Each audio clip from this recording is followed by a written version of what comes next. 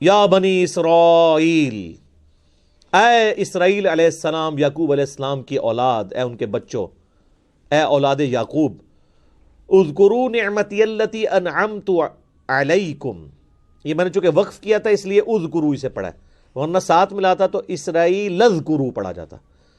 اس نعمت کو یاد کرو جو ہم نے تم پہ کی تھی۔ اوفوا بعہدی اوفی بعہدکم، تم اپنا عہد پورا کرو جو تم نے میرے ساتھ کیا تھا، میں اپنا عہد پورا کروں گا جو میں نے تم سے کیا تھا۔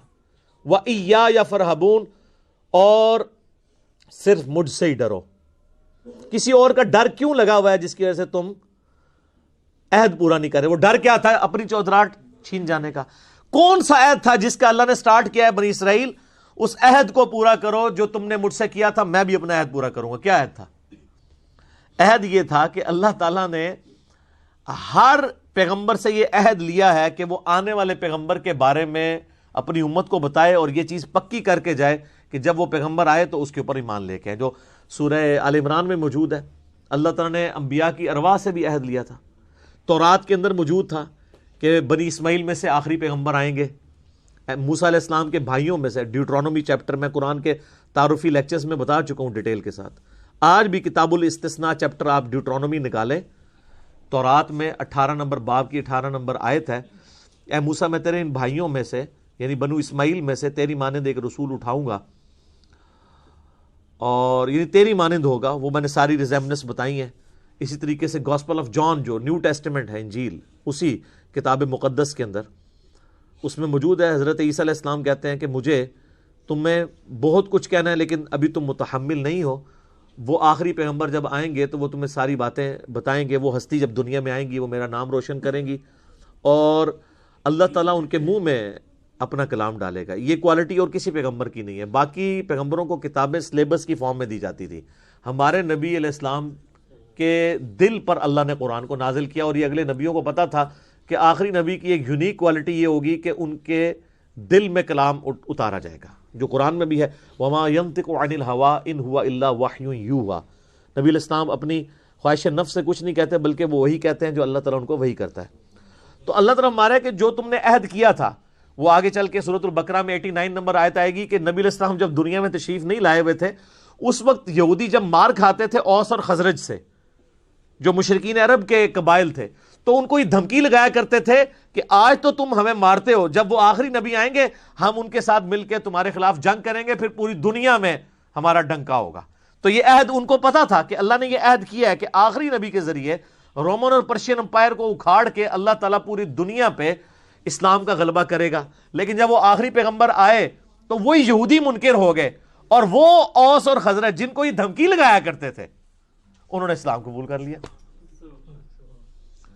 تو وہ ہدایت جو ڈائریکٹلی یہودیوں کے لیے نازل ہوئی تھی اس سے انہوں نے تو استفادہ نہیں کیا، لیکن اوس اور خزرج نے کر لیا۔ تو اس سے یہ بات پتہ چلی کہ اللہ کا کوئی رشتہ دار نہیں ہے، ورنہ یہ تو رشتہ داری بنائے بیٹھے تھے نا بنی اسرائیل، 80 ساڑھے ورگا کوئی ہو سکتا ہے؟